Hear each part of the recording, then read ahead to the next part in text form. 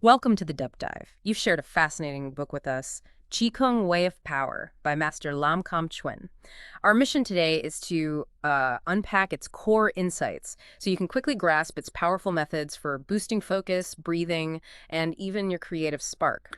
Yeah, this book really offers a deep dive into, well, a sophisticated approach rooted in the five energies of Chinese philosophy. Hmm. What's remarkable is that Master Lam Kam Chuen, a true master of Tai Chi, Qigong, and Feng Shui, having trained under incredible teachers across Hong Kong, Taiwan, and China, Mm-hmm. has made these profound practices accessible to the Western world. It's quite something, It's also worth noting the book's connection to a rich lineage. It's dedicated to Grandmaster Wang Shengzai, the founder of Cheng Chuan, right? and features calligraphy by Master Li Jianyu, a direct disciple of Grandmaster Wang in Beijing. This really underscores the authentic roots of what we're exploring. Okay, so the book starts by introducing Qigong as a way to really get our internal energy, this vital force called Qi, flowing. It's not just about a vague sense of well-being, is it? It seems tied to tangible benefits. Absolutely. The book emphasizes that stimulating this flow of qi is, fundamental to improving your focus, deepening your breath, and even unlocking your creative potential. Right. And it stresses that the practice isn't just about gentle movements.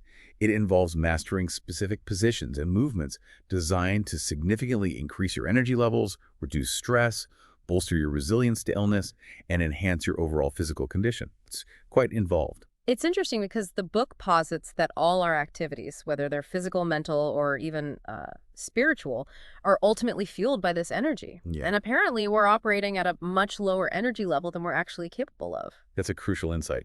The book points out that while these techniques have a strong historical connection to martial arts, the primary focus here isn't really on combat. Right. Instead, it's about personal development, awakening these dormant capacities within your own body and mind. Think of it as tapping into like a reservoir of potential you didn't even realize you had. So it's like building a strong inner foundation, Yeah. right? The book makes it clear that understanding and mastering the fundamentals is essential before you can even think about progressing to more advanced levels. Exactly. And this Qigong practice is the key to cultivating this deep inner strength that you can then draw upon in all aspects of your daily life. Makes sense. Precisely. And the book provides a very clear and practical starting point with some initial warm-up exercises. These include relaxing the shoulders with arm circles, Mm-hmm. rotating the hips, and strengthening the knees, with a recommendation of around 30 repetitions in each direction. These might seem simple, but they are vital for preparing your body and initiating the flow of energy.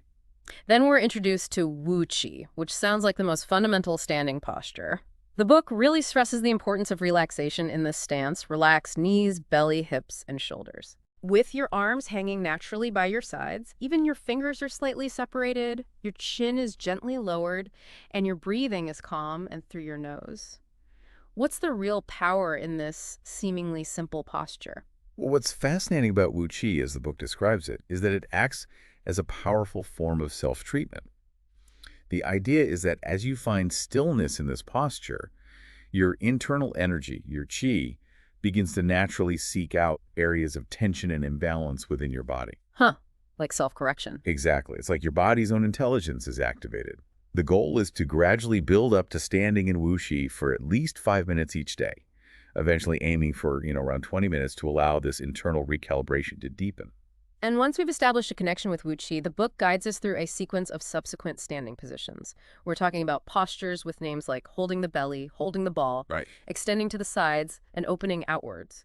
The book even provides details about the specific sensations you might experience and the precise alignment of your body in each of these. And at the heart of these seemingly static postures lies an inner practice called standing like a tree, or Zhan Zhuang. Zhan Zhuang. Okay. The book explains that this practice is about harnessing your internal energy through deep stillness and relaxation. Interestingly, it advises against forcing the mind with contrived mental exercises or trying to control your breath in a special way. Oh, really? Yeah, the suggestion is to simply allow your energy to awaken and flow naturally. Let it do its thing. I found the concept of sealing your energy particularly intriguing. It's a specific posture where you fold your hands over your belly, just below your navel, an area referred to as the Tan Tian, or Sea of Qi. Ah, yes, the Tan Tien. Crucial spot. Holding this position for just a couple of minutes is described as a way to essentially lock in and conserve the energy you've cultivated in the preceding postures. Think of the Tian, located just below your navel, as your body's energetic reservoir, Right. the core from which all this power originates. And it's important to understand what the book says about the role of your mind during all of this practice. It's not about trying to achieve, like, a blank state of mind, Okay. but rather allowing your thoughts and feelings to arise and pass without judgment. The key is to maintain a sense of balance and inner relaxation throughout. That sounds challenging but useful. It is. The book even suggests that listening to calming, flowing music or watching nonviolent programs can help create a supportive environment for your practice, whatever helps you stay centered. So, part one really lays this essential groundwork, focusing on these fundamental standing postures that originate from the teachings of Grandmaster Wang Shengzai. The book emphasizes right from the start that becoming deeply grounded, both physically and energetically, is the absolute first and most crucial step in this entire practice. Exactly. And the book suggests that as you consistently engage in Zhan Zhuang, this standing like a tree practice, you'll begin to personally experience the qualities like inner stillness and heightened awareness that Grandmaster Wang so beautifully captured in his poetry. This direct experience, the book says, naturally leads to a noticeably more alert and focused mind. Then, before we progress to more advanced standing practices, part one introduces 3 additional warm-up exercises. These are opening the inner gate, arm circles, and knees up. Ah, yes, more prep work. The book provides brief descriptions of each movement and highlights their specific benefits, such as further stimulating the flow of qi, releasing accumulated tension, and boosting overall circulation, Good stuff. all while strengthening the vital Tan Tien area and the legs. And a recurring theme throughout this foundational section is the paramount importance of regular daily practice. It's not a one-off thing. Definitely. The book even offers encouragement by stating that you can begin with as little as 10 minutes each day and still experience tangible benefits from consistently engaging with these core practices. So consistency over intensity, at least initially. Seems to be the message, yeah. Part two then takes us on a really interesting journey into the historical origins of these energy cultivation practices. It traces this tradition all the way back, some 27 centuries, to the Chinese philosopher Guanxi. That's right. He really viewed this fundamental energy, often referred to as Jing or vital power, as absolutely essential for everything we do as human beings. Wow. What's so insightful is that even in Guanxi's ancient writings on the Tao, or the natural way of life, he already recognized this vital power as the very foundation upon which all human activity rests. As he famously noted, in order to do anything in this life, we must first have energy. That really puts it plainly. It does. This highlights how central the concept of energy cultivation has been in Chinese thought for millennia. And then we have Lao Tse, the revered author of the Tao Te Ching, who described this profound concept of standing alone and unchanging as a pathway to accessing the inexhaustible energy of the cosmos. It seems this idea of finding power in stillness has been a cornerstone of these practices for thousands of years. Absolutely. The book also draws our attention to the Yellow Emperor's classic of internal medicine, a hugely influential medical text dating back approximately 2,400 years. Okay. This text speaks of wise individuals or sages who were characterized by being still and unmoved, possessing a well-preserved vital spirit, engaging in deep and silent breathing, and maintaining minds free from external disturbances. So stillness equals health and vitality in a way. That's the ancient wisdom, yes. Yeah. It reinforces the long-standing emphasis on inner stillness. There's even a really beautiful anecdote shared in the book about a disciple who described his progress in these practices as simply sitting and forgetting everything, becoming one with the great void. Yeah, that paints a picture, doesn't it? It really captures this deep connection to stillness and inner peace. It does. And it was around the 1st century CE that we see the more formal development of Qigong as a distinct practice within Taoism. During this period, the emphasis began to evolve towards not just stillness, but also the conscious use of the mind to guide, control, and even project this internal energy. So adding intention to the stillness. Precisely.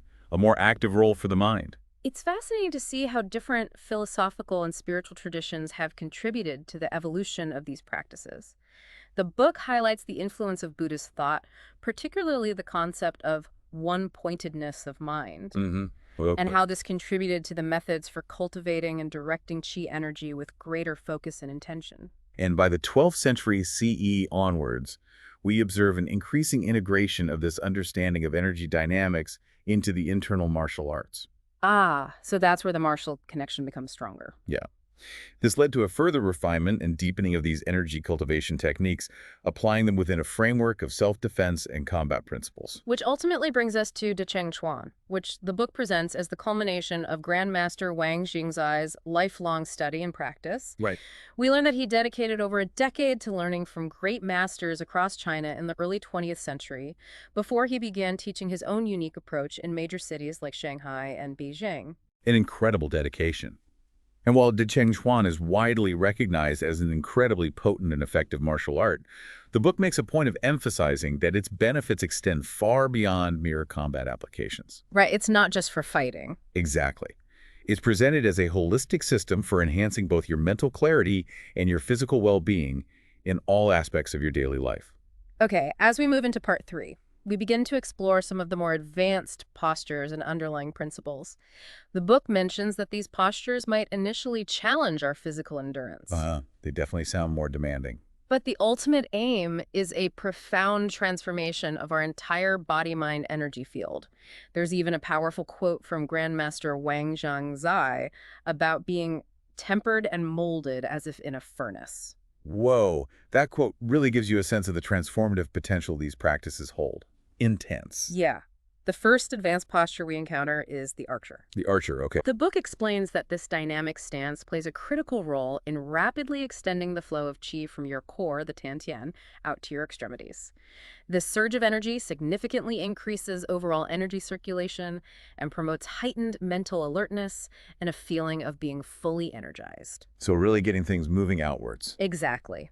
The book also provides precise details on the correct positioning of your feet and arms in this posture. Following the archer, we're introduced to rising up, which is a challenging single-leg standing posture. Oh, balance challenge. Definitely. The primary focus here seems to be on cultivating a deep sense of stability and being firmly rooted, even while balancing on just one leg. It's all about finding that point of equilibrium and inner strength. Makes sense. Gotta have that rootedness. Next, we learn about the wall of fire exercise. This sounds like a very unique and engaging way to train your body to move as a completely unified whole, Unified movement. while simultaneously strengthening your hands. The technique involves gently pressing your fingertips against a wall and then gradually shifting your body weight onto them, all while visualizing a wall of intense heat. Visualizing fire while pressing a wall. Interesting combination. Yeah, it sounds quite specific. The shoulder strike exercise builds upon this principle of unified body movement. While the book notes its practical application in martial arts, it also presents it as a way to develop a natural protective reflex. It involves a specific way of positioning your body against a wall and then using a coordinated transfer of your weight to generate the striking action. So training the body's response as a whole unit again. Seems like it. We are then introduced to the dragon position, with the initial stage being the dragon at ease. The dragon sounds powerful. The book highlights that this particular posture is specifically designed to open up the vital energy pathways within your spinal column and to stimulate your central nervous system. There are very specific instructions provided for the correct placement of your feet and arms, along with a description of the distinct sensation of your energy coiling and extending outwards. Opening the spine.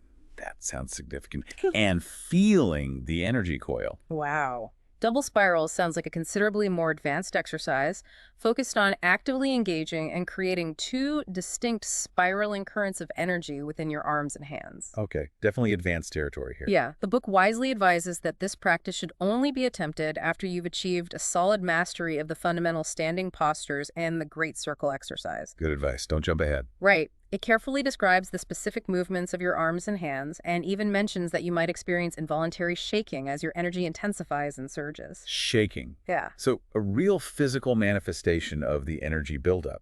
Apparently so. And finally, in this section on advanced postures, we have holding the tiger. which is described as one of the most challenging and profound Zhan Zhuang postures. Holding the tiger. Even the name sounds demanding. It's said to promote deep relaxation in the hips and lower back, strengthen the tian and inner thighs, and effectively tone the muscles in your legs. The book details the specific way to progress into this posture, starting from Wu Qi and then moving into an on-guard stance, and emphasizes the characteristic forward incline of your torso. So strength and relaxation combined in a deep posture. Intense stuff. Part 4 marks a shift in our focus towards the more conceptual aspects of the practice, exploring the ideas of energy flow within the body, the underlying structural principles, and a deeper understanding of how it all interrelates. Getting into the theory behind it all. Yeah. We're introduced to this rich concept of the web of strength through a captivating poem by Grandmaster Wang Shengzai. Ah, the poetry again. What makes this poem so insightful is how it poetically describes the subtle internal sensations you develop through the practice, the heightened sensitivity to your own body and the energy around you, and the dynamic interplay between stillness and motion that generates true energetic power. The beautiful imagery of a cloud swirling around the moon really captures this fluidity and interconnectedness. That's lovely imagery. It is. The book also points out that Grandmaster Wang drew inspiration from a diverse range of art forms and the natural world in his development of Cheng Chuan. So not just martial arts, but a broader perspective. Exactly. It sounds like the aim of this practice is to cultivate both a refined sensitivity and a substantial level of strength simultaneously, leading to this exhilarating feeling of profound balance and harmony. Sensitivity and strength. Interesting combination. The poem's final line, with the image of a leaping dragonfish, powerfully conveys this sense of dynamic energy and liberation. We then delve into the concept of the way, which beautifully connects the seemingly static Zhan Zhuang postures with their emphasis on a relaxed body and natural spinal curves. Right, the relaxed structure. To the idea of opening ourselves to receive cosmic energy, much like a highly sensitive radio telescope receiving faint signals from distant stars. What a metaphor, like an antenna for cosmic energy. Exactly. And it's not just a passive physical reception, is it? The book stresses the importance of actively feeling this experience through your heart, opening your spirit like the receptor of that telescope. Feeling it through the heart adds another layer. It presents this compelling idea of humans as energetic antennae, positioned between the earth and the vastness of space. We draw energy from the earth through the soles of our feet Grounding. and attract cosmic energy to our head and the entirety of our being. There's even a mention of the Ming Men, often translated as the gate of life, located in the lower back, as another key point for receiving and exchanging energy. Ming Men, another important energy center. The book then elaborates on the circulation of this vital qi throughout your body, starting from the lower tian, rising to the middle tian in the chest area, and then ascending to the upper tian, often associated with the third eye. The three Tantines. Okay. From there, the energy is described as flowing to the head, down to the feet, out to the hands, and even extending into the energetic field or aura that surrounds your physical form. A whole circuit. It's interesting how the book explains that the stresses of modern life can often create blockages in this natural energy flow, particularly in the upper body. Yeah, shoulders up by the ears sort of thing. Exactly. However, the consistent practice of Zhan Zhuang helps to deeply nourish and fill the lower tian, which in turn stabilizes your overall qi. Right, strengthening the root. And leads to a clearer, more focused mind and a more relaxed upper body, ultimately improving your sense of balance and your overall circulation. This leads us into the concept of human architecture, which the book proposes is fundamentally based on the interplay of circles representing the head, torso, and lower body, and triangles. Circles and triangles, geometry of the body. Which provide both structural strength and dynamic flexibility. It even uses the analogy of the body as a pyramid, further broken down into 3 smaller stacked pyramids, with the neck and waist acting as crucial spherical pivot points. A pyramid structure. That's a neat way to visualize it. With pivots. There's a fascinating energetic geometry model described that illustrates these physical connections, such as the shoulders, elbows, hips, and knees, along with the 3 major Tian energy centers. So? It also highlights the presence of polar energetic poles within the body and reinforces the central importance of the lower Tian as the primary hub for qi. Yeah, everything comes back to the Tian. The book uses the analogy of Bei Tao Yang, Dolls, those wonderfully stable, roly-poly figures that always return to an upright position, Oh, I know those. to illustrate the concept of inherent abdominal stability. That's a great analogy. Always finding center. Then we explore the idea of the web, where the body's structure is compared to incredibly resilient, omnitriangulated geodesic domes. Geodesic Wow. domes, like Buckminster Fuller stuff. Kind of, yeah.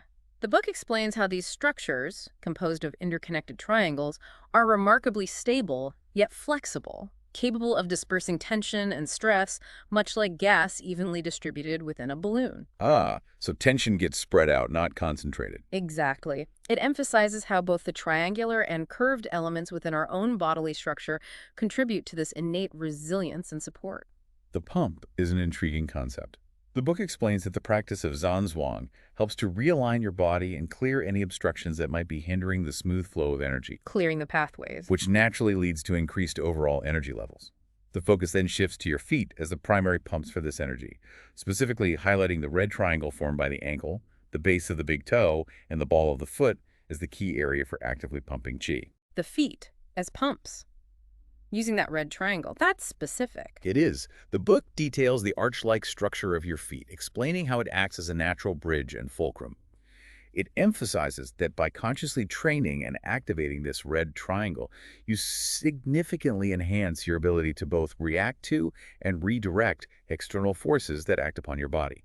So better responsiveness from the ground up. Seems like it. Yeah. And to further develop this sense of grounded power, the book suggests specific exercises, such as consciously gripping the floor with your toe Gripping with the toes, okay.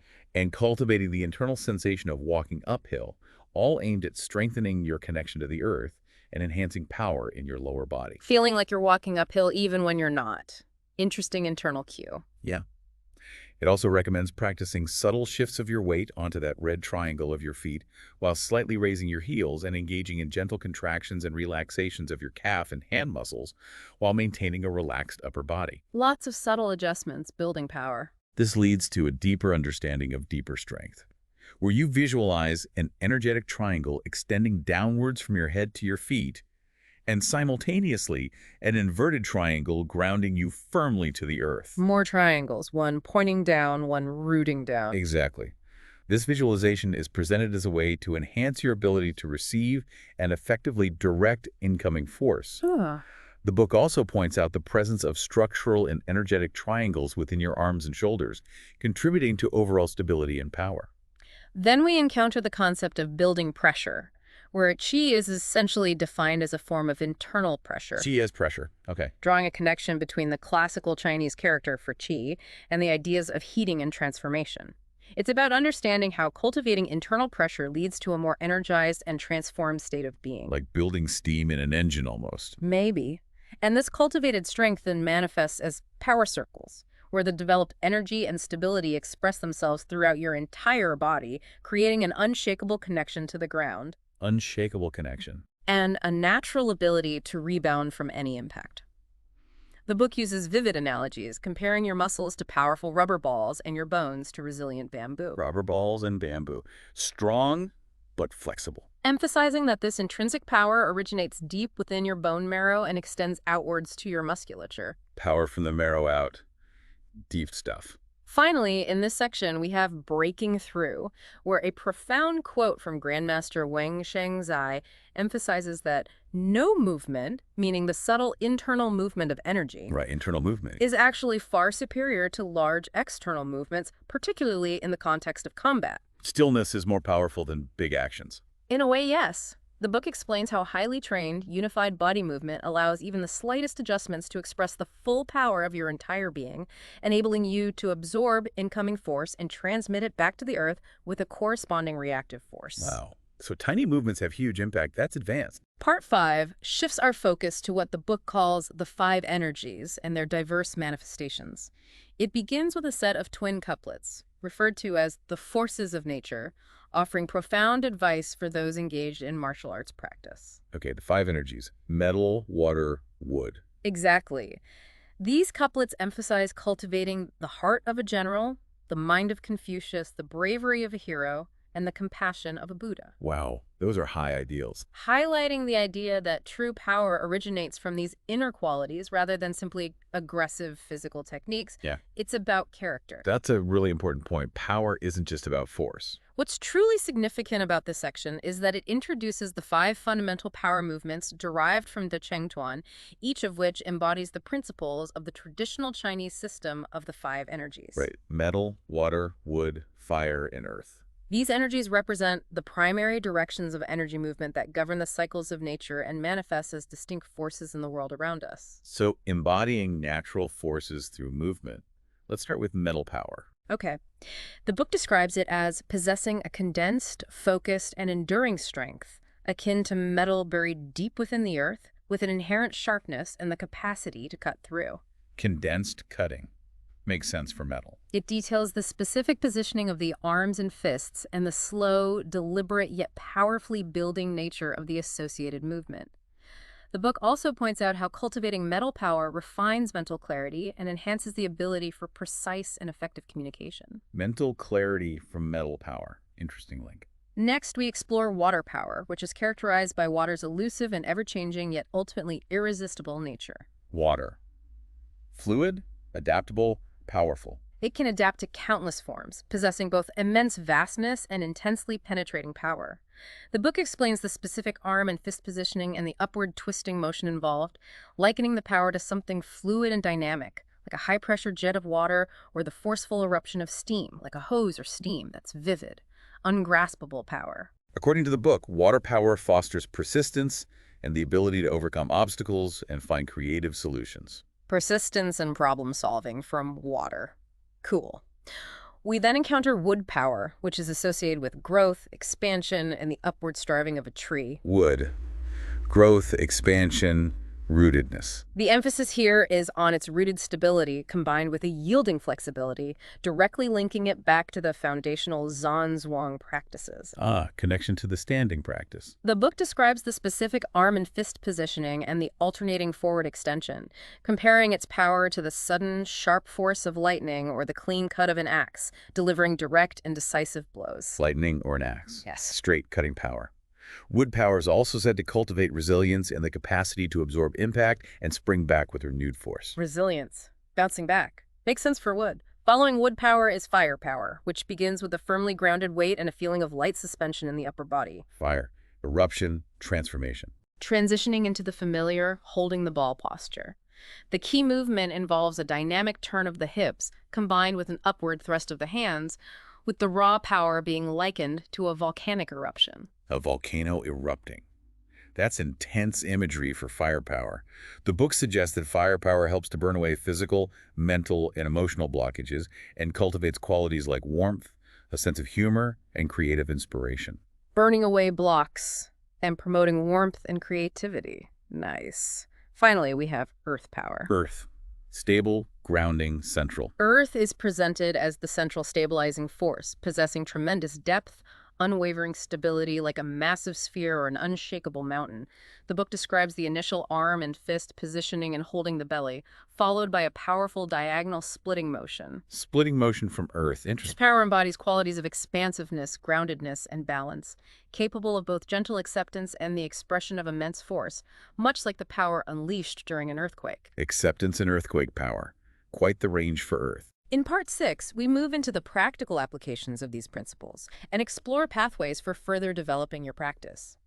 The section on your natural strength, stress management, Practical benefits.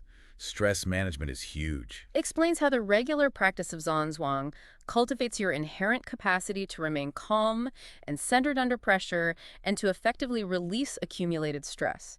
There's even a mention of Professor Yu Yongnian finding a place for his practice in an English woodland. Practicing in nature. Nice. The book specifically recommends practicing sealing your energy as a simple yet effective way to calm down and recharge your internal reserves. Sealing the energy. A quick tool for calming down. Useful. It highlights how consistent daily training not only builds physical resilience, but also develops significant mental stamina, teaching you the valuable skills of persistence and the ability to find relaxation and inner stillness even when faced with discomfort or challenging situations. Mental stamina and finding calm in discomfort, definitely valuable skills. The book also delves into your natural strength, sports, asserting that Cheng Chuan provides a comprehensive approach to physical conditioning, sharpening mental focus, increasing overall stamina, and even helping to prevent injuries. Sports applications. Conditioning, focus, stamina. Makes sense. It emphasizes the demanding nature of high-level athletic performance and how these advanced practices can help athletes tap into dormant muscular and neurological potential while maintaining crucial states of relaxation. Tapping into dormant potential while staying relaxed.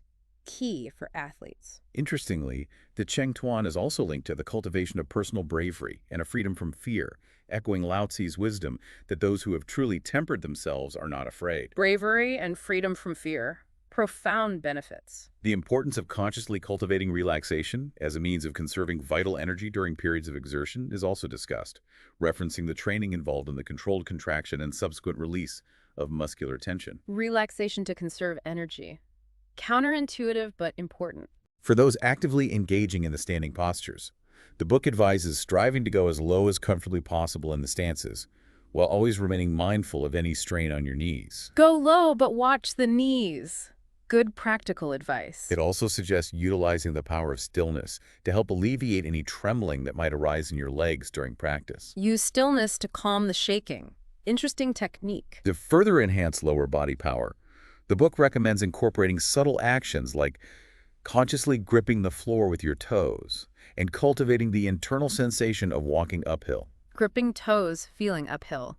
More ways to build lower body power. The book also points out the broad applicability of the lower body strength and stability developed through the Cheng Chuan to a diverse range of sports, including equestrian activities and various forms of body contact sports. Horse riding, contact sports. That stability is key. Emphasizing how it helps to anchor and stabilize the body while strengthening the overall energetic field. Then we move into the realm of your natural strength, healing, referencing Professor Yoon-Young Nian's pioneering work in introducing Zhan Zhuang as a therapeutic modality. The healing aspects, Professor Yu's work. For treating internal diseases at his hospital, following his in-depth studies with Grandmaster Wang Shangzai. This groundbreaking work even led to a major medical conference dedicated to these practices in 1956. Wow, a medical conference back in '56. That's significant validation. Based on both practical experience and Professor Yu's clinical trials, the book summarizes the potential medical applications of Zhan Zhuang, suggesting possible benefits for a wide range of internal disorders. Like what specifically? Including certain types of cancer, high blood pressure, gastric ulcers, irritable bowel syndrome, allergies, infertility, and multiple sclerosis. That's a broad range of serious conditions. It also mentions potential positive impacts on nervous system disorders, such as Parkinson's disease, chronic fatigue syndrome, and recovery from heart attacks and strokes, as well as beneficial effects on the cardiovascular and nervous systems in general. So benefits across multiple body systems. Impressive claims. Shifting our focus again, the book explores your natural strength, creativity, proposing the insightful idea that creativity is not some mysterious talent, but rather a natural expression of our inherent life force energy. Creativity as energy expression. I like that. It suggests that by actively cultivating our inner power, we naturally enhance our ability to effectively engage with and utilize the energy that surrounds us, leading to greater creative expression. So more inner power equals more creative flow. Makes sense. The crucial role of consistent daily practice in promoting a smooth and unimpeded flow of qi throughout the body, opening both the mind and the heart, developing heightened intuition and perception. Intuition and perception, too. And increasing overall energy levels while simultaneously reducing feelings of nervousness and anxiety is highlighted. Less nervousness, more energy. Good combo for creativity. The book draws a fascinating connection between the integration of stillness and dynamic movement into Cheng Chuan and the profound mastery observed in great calligraphers. Calligraphy. Stillness and motion in the brushstroke. Even mentioning Master Li Jianyu's own dedicated studies under Grandmaster Wang Shangzai, emphasizing how this interplay of seemingly opposing forces leads to masterful expression. We're even treated to insightful testimonials from accomplished musicians, a classical singer, a pianist, and a composer-violinist. Oh, musician testimonials. What did they find? I have personally experienced the remarkable benefits of Zhan Zhuang for their respective art forms, reporting enhanced lung capacity, improved breathing control, greater resonance and voice projection. Better breathing and projection for singers. Crucial. A deeper connection to their musical feeling, more effortless energy release during performance, and a significant reduction in performance-related nervousness. Less stage fright, more feeling. Powerful for musicians. The book then introduces the profound concept of the circle of harmony, delving into the deep Taoist roots of Cheng Chuan and quoting Lao Tse's timeless wisdom on knowing the ancient beginning. Circle of harmony. Back to Taoist roots. The fundamental symbolism of a perfect circle and the profound idea of motion arising from a state of perfect stillness are explored. Motion from stillness. A core theme. The fully energized state wherever hair is fully alert, a state described by the term sung, Sung, relaxed alertness. is presented not as a state of tense alertness, but rather as a state of profound relaxed arousal, where tension is released, leading to a heightened sense of awareness, vitality, and vigor. Relaxed, but fully aware and energized. That sounds ideal. The book beautifully explains how the internal movement of energy within us mirrors the dynamic forces of nature. The flowing of wind, the rumble of thunder, the falling of rain, the flash of lightning. Energy moving like natural forces inside us. Constantly circulating internally and radiating outwards, overcoming any obstacles in its path. It also discusses the tangible sensation of heat generated by the flow of qi and its subtle yet powerful stirring vibrations within the bloodstream. Feeling the heat and vibrations, physical sensations of qi. It's powerfully emphasized that Cheng Chuan, at its most refined and highest level of practice, represents a complete and harmonious integration of the physical, mental, spiritual, health-promoting, and martial aspects. All aspects fused together Into a unified whole. In terms of further practical training, the book mentions the introduction of specific foot movements in Part 5 for a more in-depth exploration of dynamic movement principles. Footwork. Getting into movement.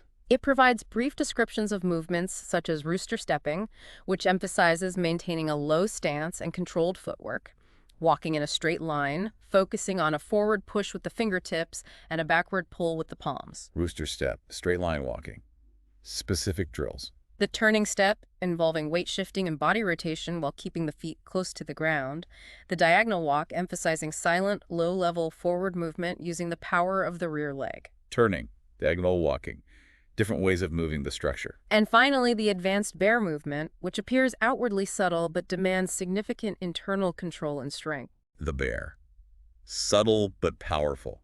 Advanced indeed. Professor Yu Nian's insightful 5 signs of practice are also shared, emphasizing that genuine training is a continuous and gradual journey of unifying the body, mind, and spirit. Gradual journey unifying everything. Good reminder. He underscores the foundational importance of daily Zhan Zhuang standing practice before progressing to movement training, and provides brief frameworks for understanding the first and second levels of this ongoing practice. Stand first, then move.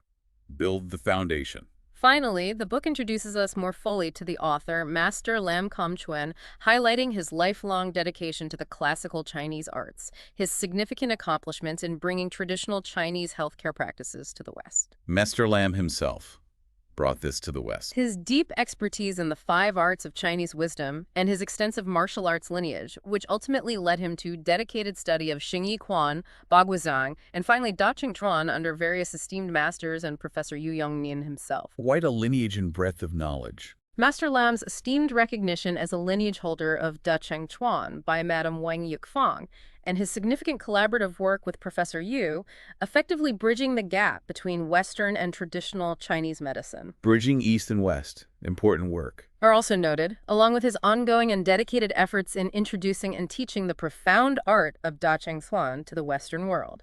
The book concludes by providing a valuable outline of the 7 distinct stages of Da Cheng Chuan practice. Zhan Zhuang, Shi Li, Su Pu. Right, the stages. Zhan Zhuang, Shi Li, power testing. Su Pu, step training. Feli Fijing, explosive power. Tu Shou, circling hands, pushing hands. Shi Zan, freestyle combat. And Jian Wu, spontaneous power. It mentions this book covers the first 3. Just the first 3. So there's a lot more beyond this book. And it thoughtfully directs those interested in further exploration to relevant resources, including Master Lam's instructional videos and the Lam Association website and contact information. Good to have next steps. Definitely. So as we bring this deep dive into Qigong Way of Power to a close, the central message that resonates is this profound interconnectedness. The book beautifully illuminates how your physical postures, the conscious cultivation of your internal energy, your mental focus, and your overall sense of well-being are all deeply and intrinsically interwoven. Absolutely. And it's truly inspiring to recognize the wide range of potential benefits that Master Lam Kam Chuen meticulously outlines, encompassing everything from significantly improved focus and breathing to enhanced creativity, more effective stress management, increased physical fitness, Right. and even valuable applications in both athletic and artistic pursuits. Yeah. It all seems to be firmly rooted in the ancient and enduring wisdom of Qigong and the powerful art of Cheng Chuan.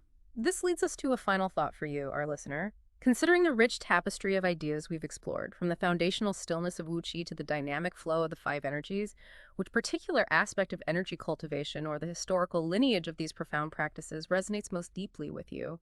Yeah, what sticks out? Or perhaps, how might you envision applying this intriguing concept of stillness and motion to the various aspects of your own life? It's definitely something to contemplate. We encourage you to delve further into the information we've discussed today and to seriously consider the potential for incorporating some of these time-honored practices into your own daily routine. Yeah, even just starting with those 5 minutes of Wu Qi. Exactly. It sounds like it could be a truly transformative path towards enhanced energy, greater vitality, and a deeper connection to your own inner power.